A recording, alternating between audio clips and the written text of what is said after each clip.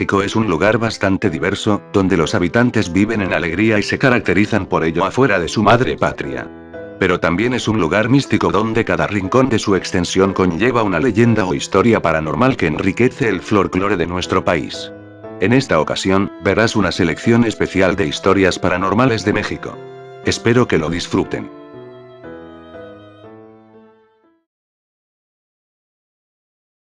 Sierra de Michoacán, donde la señora Guadalupe había tenido algunos problemas. Después de que todo se solucionó, tenía mucha ropa sucia, y una tarde decidió ir a lavar al río, el cual está a 2 kilómetros del pueblo, solo que para llegar a él hay que transitar por veredas de difícil acceso. Pues bien, como era bastante lo que tenía que lavar, se le hizo de noche y se acompañó de una vecina. Las dos venían cargando su tambache de prendas al tiempo que hablaban, cuando más o menos a la mitad del camino, súbitamente apareció un animal frente a ellas. No se le veía forma definida, si era gato o perro, pero poco a poco fue creciendo y al final tenía el tamaño de un caballo. Aunque no tenía esa forma, era como un bulto. Se les fue encima atacando a la señora Guadalupe, su amiga. Después de aventar su tambo con ropa, huyó gritando rumbo al pueblo. Al llegar a este dio aviso a su esposo y al de la señora Guadalupe. Reunieron a más personas y fueron a auxiliarla donde habían sido atacadas. Encontraron a Guadalupe tirada en el piso, pero no tenía rasgos de sangre por fortuna. La cargaron y llevaron a su casa. Tenía moretones en todo el cuerpo, pero como si una plancha le hubiera caído encima. Los siguientes días tuvo pesadillas y sufría con ellas. La boca se le fue de lado y una pierna no la podía mover. Pasaron 2 años y no cesaban las pesadillas ni la enfermedad, que venía acompañada por una insuficiencia para respirar, pero aún así realizaba todas sus actividades sin dificultad. Al narrar lo que le había sucedido, muchos lugareños contaron otras experiencias del mismo animal y que había intentado atacarlos.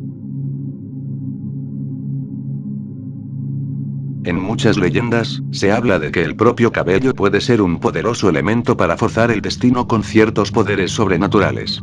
A lo largo de la historia el pelo ha servido para muchos hechizos de amarre de amor o males de ojo, pero mi historia, tan real como la vida misma, va más allá, mucho más allá.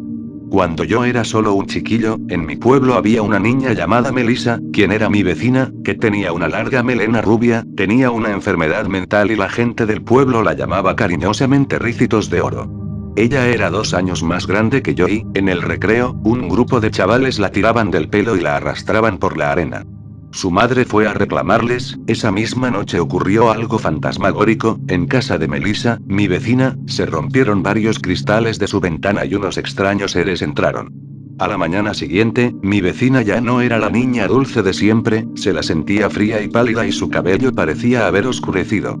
Durante las clases ocurrió que mechones de su cabello se cayeron al suelo provocando unas cuantas desgracias.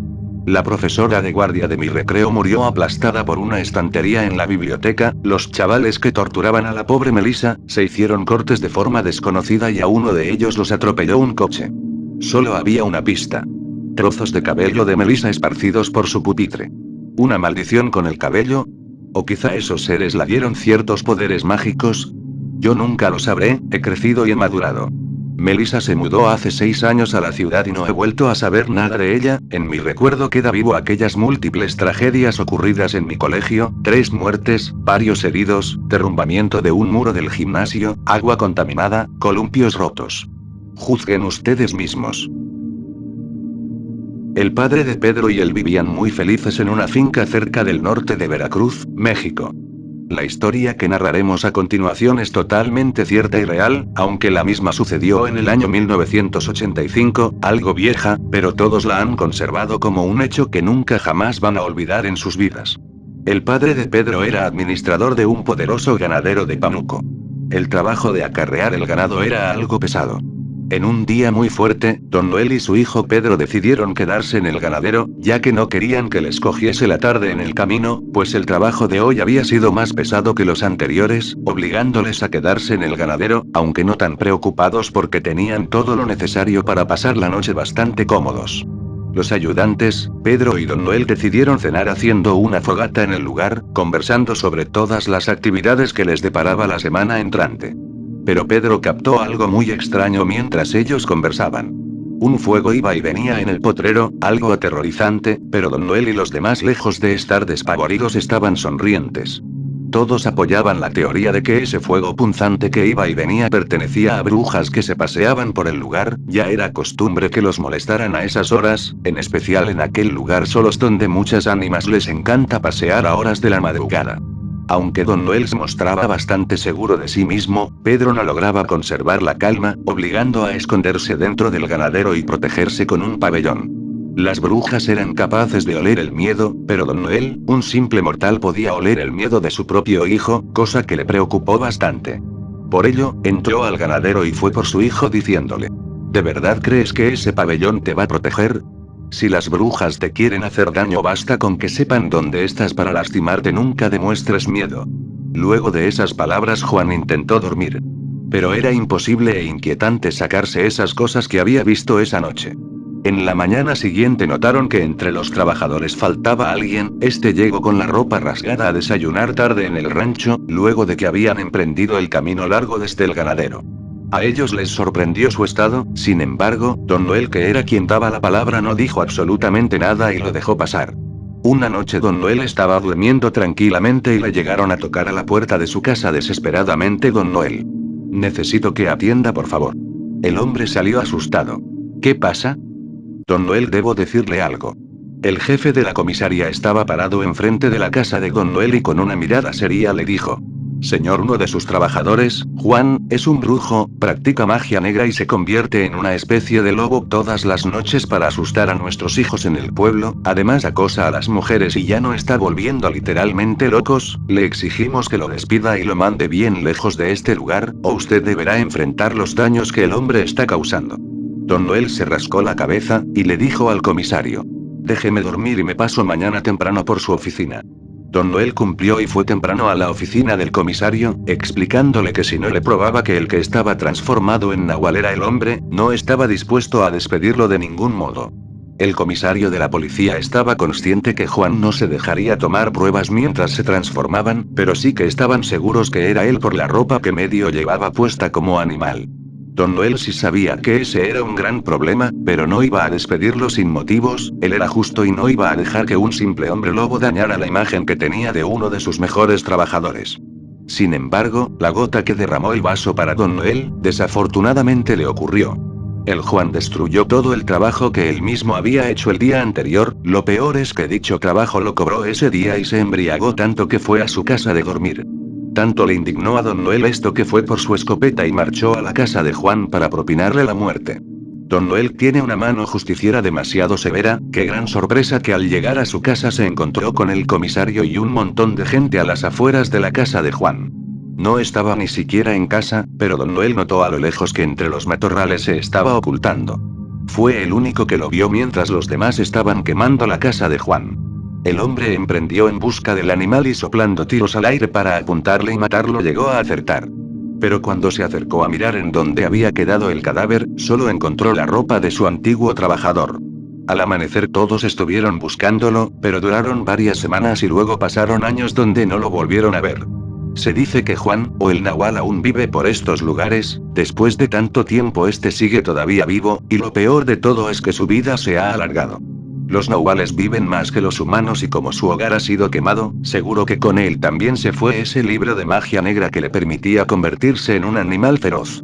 Juan vive en los campos y maizales de noche. Se alimenta de animales y de lo que encuentre.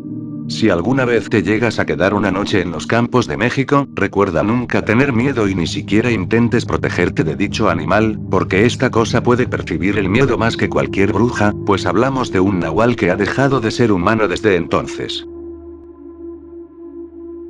La siguiente leyenda es muy conocida dentro del municipio mexicano de Hidalgo, en el estado de Tamaulipas. Existe en este lugar, protegido por los pinos de la Sierra Madre Oriental, un sitio conocido como el Santuario de la Virgen del Chorrito, donde se rinde homenaje a la Virgen de la Gota de Agua. Se supone que hace cientos de años, la susodicha Virgen se apareció debajo de la cascada del Chorrito, esculpida sobre una piedra.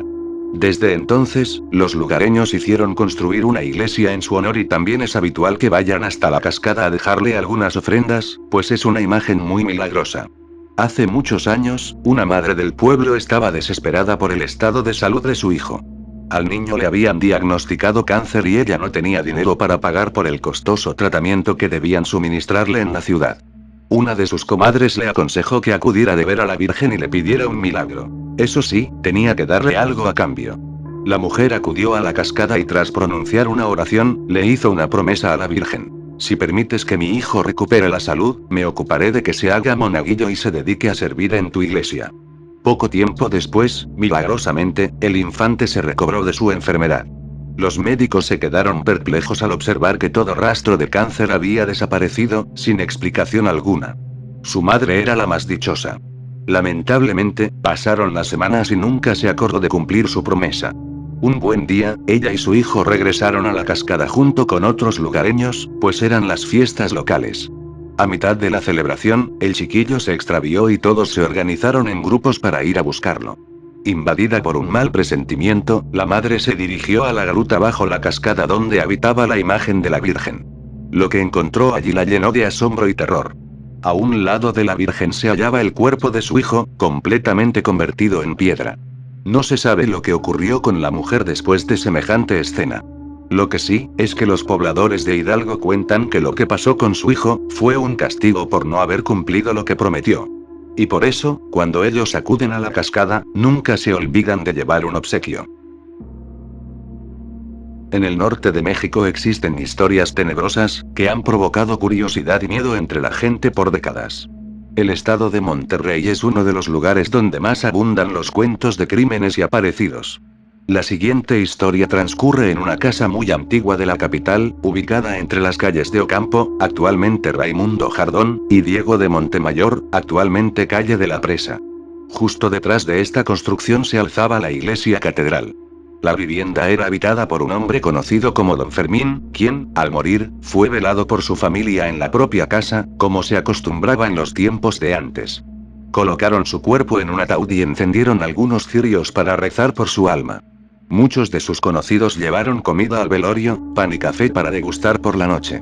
A las 12 de la noche sonaron las campanas de la catedral y un viento helado sopló sobresaltando a los presentes, seguido por el ladrido lejano y escalofriante de unos perros. A medida que tañían las campanas, el sonido de los perros iba acercándose, enfrascados en una rabiosa pelea que ponía nerviosa a la gente. De pronto, los animales entraron en la casa mordiendo, aullando y atacándose entre ellos, tirándolo todo y provocando que los asistentes gritaran de terror. El ataúd cayó al suelo y los cirios se apagaron, inundando en penumbra el lugar. Finalmente, los perros se marcharon, pero cuando alguien volvió a encender una vela, se hizo un macabro descubrimiento. El cuerpo de Fermín ya no estaba en su caja. Por más que lo buscaron, no apareció por ningún lado de la casa, era como si se hubiera marchado con los perros. Nadie supo jamás qué fue de él. Dice la gente que vive por esos lares, que a veces de noche se puede escuchar de nuevo el ladrido de los perros y que de vez en cuando, se aparece un hombre mayor vestido de negro, que dice llamarse Fermín y que siempre pregunta dónde está su casa antes de desaparecer inexplicablemente. Conocida como una de las casas más embrujadas de México, la propiedad de la calle José Silvestre Aramberri hoy se ha transformado en un sitio en ruinas al que pocos se atreven a entrar. Décadas atrás se la conocía como la residencia de los Lozano Montemayor, una familia acomodada y con la mejor reputación en la ciudad. Pero el 5 de abril de 1933, ocurrió un hecho espantoso entre las paredes que conmocionaría a la sociedad del estado. El señor Lozano Montemayor volvía del trabajo para saludar a su esposa y su hija, cuando se encontró con sus cuerpos sin vida, en medio de un charco de sangre. Su familia había sido asesinada mientras él estaba ausente. Cuando las autoridades se presentaron para investigar el caso, concluyeron que el crimen había sido cometido por alguien a quien conocían. La puerta no había sido forzada.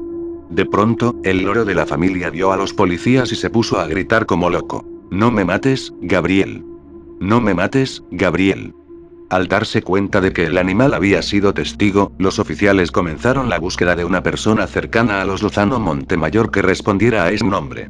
El culpable resultó ser Gabriel, sobrino de la señora Florinda de Lozano, quien confesó haber matado a su tía y su pequeña prima junto con 2 secuaces, para robar un cofre lleno de monedas de plata y joyas. La casa de Aramberri fue abandonada tras los espeluznantes sucesos. Cuentan los vecinos que, en la planta baja de la mansión, se puede ver la pintura de una mujer desfigurada. Se dice que es el alma de Florinda, que sigue deambulando por ahí. El Topo Chico es uno de los municipios más conocidos en Monterrey y en él se cuenta una macabra leyenda, que hasta hoy permanece intacta en la memoria de sus habitantes. Los hechos ocurrieron por allá del año de 1949. Cerca del Cerro del Topo vivían 3 niños que acostumbraban jugar siempre juntos, 2 hermanos y un primo que eran sumamente inquietos. Al provenir de familias tan pobres, sus padres les permitían jugar afuera para distraerse. Lo que más les gustaba era dar largos paseos por la montaña. Un día pidieron permiso a sus padres para salir muy temprano. Pero las horas pasaron y cuando anocheció y los niños no volvieron a casa, sus padres se preocuparon de sobremanera. Intentaron buscarlos en los alrededores esa noche y a la mañana siguiente, mas no había ni rastro de los pequeños. Pronto la búsqueda se extendió a municipios más lejanos, Saltillo, Reynosa, Laredo. Nadie sabía darles razón de lo que había ocurrido con los niños. Unos días más tarde, uno de los padres de los chicos se enteró de una noticia terrible leyendo el periódico. Las autoridades habían localizado los restos humanos de 3 pequeños, en el cañón del Cerro del Topo. Justo donde les encantaba subir. La chamarra de gamuza que llevaba puesta uno de ellos, había sido de ayuda para confirmar sus identidades. Un adolescente que pastoreaba sus ovejas había hecho el escalofriante hallazgo, quedándose tan conmocionado al ver los cuerpos, que terminó muriendo al cabo de un tiempo breve. ¿Cómo habían terminado los pobres chiquillos en ese lugar? ¿Cuál fue la causa de su muerte? Esas son preguntas que siguen sin respuesta.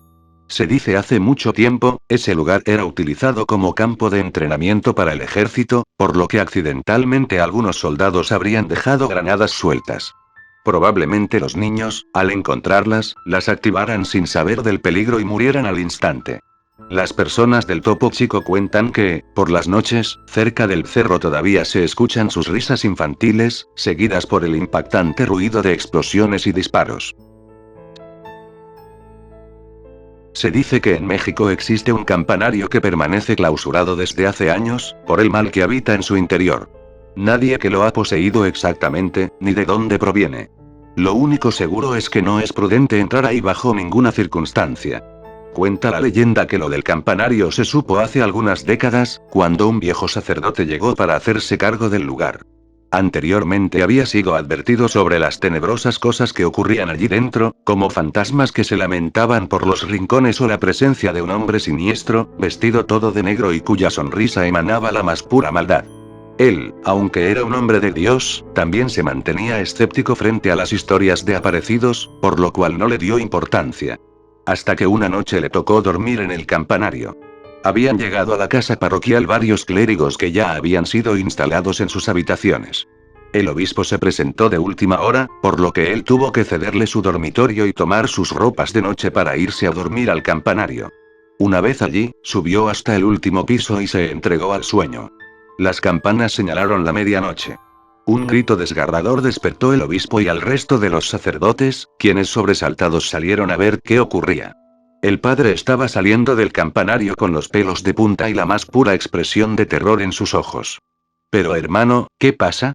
¿A qué se debe todo este escándalo? Pareciera que ha visto usted un fantasma o algo peor. El pobre hombre estaba tan pálido y tembloroso que no podía hablar con coherencia. Lo único que repetía es que el campanario estaba maldito y que debían cerrarlo por el bien del pueblo. Los otros lo vieron tan aterrorizado, que decidieron no tentar a la suerte y clausurarlo. Desde entonces nadie se atreve a entrar. ¿Qué cosa tan terrible pudo haber visto el sacerdote, como para ponerse así? Ese fue un secreto que se llevó a la tumba y del cual jamás quiso hablar con nadie.